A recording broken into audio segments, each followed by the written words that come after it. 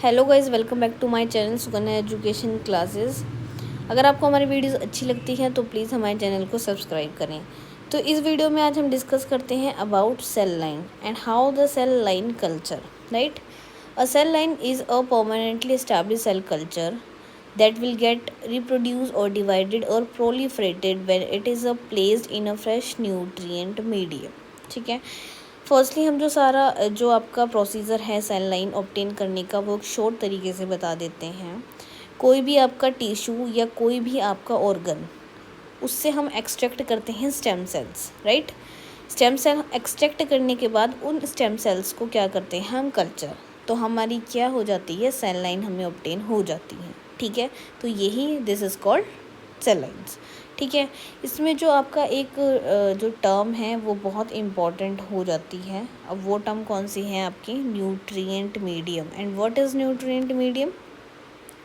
Nutrient medium आपका क्या काम आता है? न्यूट्रिएंट मीडियम आपके बहुत जो है मेजर रोल प्ले करता है डिवाइड, ठीक है, और रिप्रोड्यूस। जो आपकी ये टर्म है डिवाइडेड और रिप्रोड्यूस्ड, और ये जो आपकी न्यूट्रिएंट मीडियम है वो बहुत मेजर रोल प्ले करता है, आपके हर चीज़ में करता है। बट सेल लाइन की बात करें तो सेल लाइन में हमारा कौन कौन से न्यूट्रिएंट मीडियम में क्या क्या आता है, तो हम वो देख लेते हैं। Carbohydrate, protein, peptide, vitamin, growth factor, antibiotics, ये सारा आपका न्यूट्रिएंट मीडियम है जो कि बहुत मेजर रोल प्ले करता है आपका। Then stem cells. Stem cells आपका क्या होता है, जो हम जो कोई भी ऑर्गन या टिश्यू है उससे एक्सट्रैक्ट करते हैं स्टेम सेल्स, ये वही स्टेम सेल्स है। और जो स्टेम सेल्स होते हैं वो टू टाइप्स के होते हैं। मोस्टली जो यूज़ में आता है वो होता है एम्ब्रियोनिक स्टेम सेल्स, राइट। उसके बाद अगर हम बात करें इसकी प्रोसीजर की, तो आपके लिए हमने प्रोसीजर बहुत ही ईजी बनाया है और उम्मीद है कि आपको ये प्रोसीजर जो है ईजी भी लगेगा और आएगा भी। ठीक है, तो फर्स्टली क्या है, जो हमने ऑर्गन लिया, फर्स्टली हमने क्या लिया, ऑर्गन आपका वो है क्या है, वो कुछ भी हो सकता है। या तो आप उसको क्या बोलते हैं उसको, बोन्स, हमने एग्जांपल बोन लिया है, तो कोई भी जो ऑर्गन या टिश्यू कुछ भी हो सकता है। हमने फॉर एग्जांपल में बोन लिया है। फर्स्टली ऑर्गन हमने बोन लिया है, देन ऑर्गन से हमने क्या किया है, हमने जो स्टेम सेल है वो क्या की है, एक्सट्रैक्ट की है। जो ये स्टेम सेल है वो एक्सट्रैक्ट की है इस बोन से। ठीक है, उसके बाद हमारा जो न्यूट्रिएंट मीडियम है, जो हमने पहले ही बताया कि बहुत मेजर रोल प्ले करता है। ठीक है, उसके बाद क्या है, हमारा प्रोसीजर स्टार्ट होता है। जो हमारी पेट्री प्लेट है, सबसे पहले हमने पेट्री प्लेट ली, देन उसमें हमने क्या ऐड किया, न्यूट्रिएंट मीडियम ऐड किया।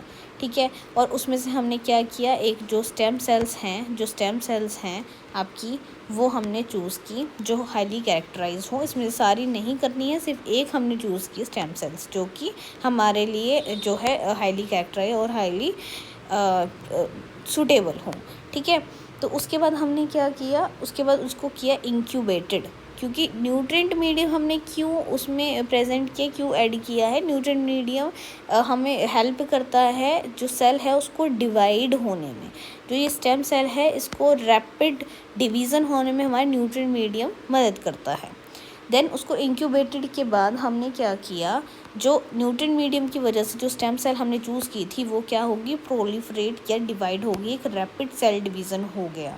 ठीक है, उसको इंक्यूबेटेड करने के बाद स्टेम सेल को जो बहुत सारी रैपिड सेल डिवीज़न है वो रैपिड सेल डिवीज़न उसमें हो गया, और सेल जो है हमें बहुत सारी वो मिल चुकी हैं, जिसको हमने क्या बोला है, प्राइमरी सेल कल्चर। ठीक है, प्राइमरी सेल कल्चर हमारा मिल चुका है। देन उसके बाद सेम प्रोसीजर फॉलो करेंगे जैसे हमने फर्स्ट किया था, कि उसमें से हमने अब हमें जो बहुत सारी स्टेम सेल्स हैं आपकी, जो है बहुत सारी स्टेम सेल्स हैं जो आपको यहाँ से मिली हैं। ठीक है, उसके बाद हमने क्या किया, उसके बाद रैपिड सेल डिवीज़न के कारण जो ये बहुत सारी हमारी जो है जो सेल है हमें मिल चुकी है, उसके बाद हमने क्या किया, इनमें से जो बहुत सारे सेल डिवीज़न है और जो बहुत सारी स्टेम सेल्स हैं उनमें से एक चूज़ की दोबारा हमने प्राइमरी कल्चर में से। जो ये प्राइमरी कल्चर है, selected cell from primary cell culture. ठीक है, ये प्राइमरी कल्चर में से उसके बाद हमने इसमें से एक जो स्टेम सेल है वो चूज़ की जो कि हाईली करेक्टराइज्ड हो और हमारे लिए सूटेबल हो। सारी नहीं करनी है, एक सूटेबल जो हो हमें वो स्टेम सेल हमने प्राइमरी कल्चर में से अगेन हमने ऐड की, उसमें न्यूट्रिएंट में मीडियम ऐड किया, फ्रेश न्यूट्रिएंट मीडियम ऐड किया एक अनदर पेट्री प्लेट में, राइट। देन प्राइमरी कल्चर में जो हमने स्टेम सेल जो है हमने चूज़ की थी, न्यूट्रिएंट मीडियम डाला था, देन उसका क्या हुआ, सब कल्चर के बाद उसका जो है रैपिड सेल डिवीज़न अगेन होना शुरू हो चुका है, ठीक है। देन हमें सब कल्चर के बाद क्या हुआ, प्राइमरी सेल कल्चर का क्या हुआ, प्राइमरी सेल लाइन जो है वो हमें ऑब्टेन हो चुकी है। यहाँ पे क्या हो चुकी है, प्राइमरी सेल लाइन हमें ऑब्टेन हो चुकी है। ये जो प्राइमरी सेल लाइन आप देख रहे हो ये हमारा किससे हुए, प्राइमरी सेल कल्चर से हमें ऑब्टेन हुई, राइट। देन उसके बाद क्या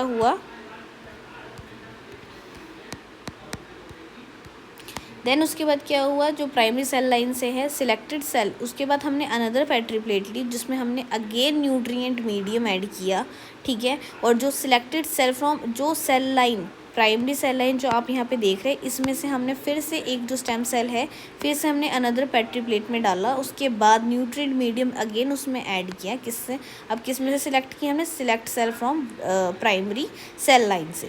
देन उसके बाद अब हमने क्या किया, न्यूट्रिएंट मीडियम ऐड किया, देन फिर से वो क्या हुआ, रैपिड सेल डिवीज़न हुआ, किसके कारण, न्यूट्रिएंट मीडियम के कारण। देन हमें उससे क्या हुआ, सेकेंडरी सेल लाइन जो है वो है ऑब्टेन हुई।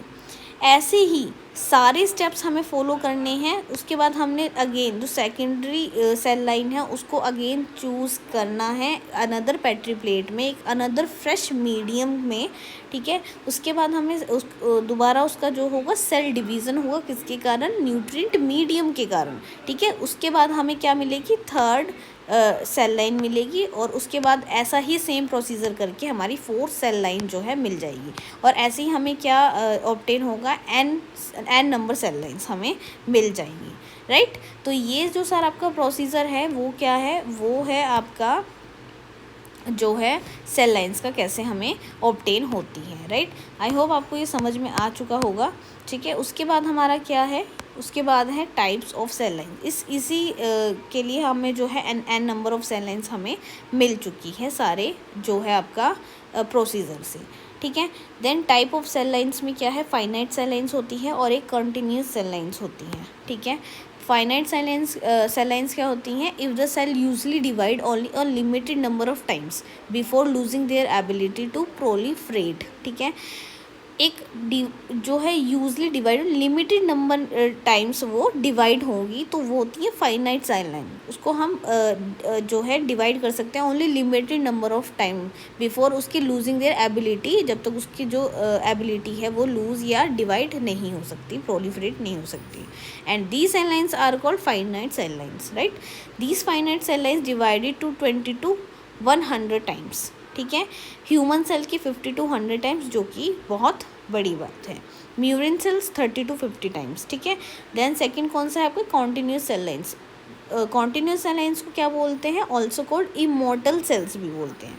When finite cell lines undergoes transformation and will have the ability to proliferate continuously indefinitely are called continuous cell line. नाम से ही उसमें आ रहा है, इसमें हम केमिकल्स यूज़ करते हैं और ये क्या होते हैं फिर उसके बाद कॉन्टीन्यूसली जो है प्रोलिफरेट होती रहती है, ठीक है। इसीलिए इसका क्या है, इनफाइनाइट लाइफ स्पैन है।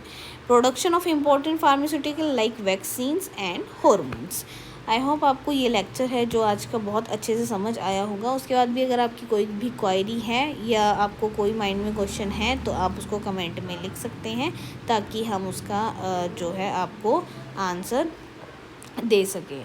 तो अगर हमारी वीडियो अच्छी लगी है तो प्लीज़ चैनल को सब्सक्राइब करें, शेयर एंड लाइक करें ताकि आपके लिए ऐसे वीडियोस हम लाते रहें।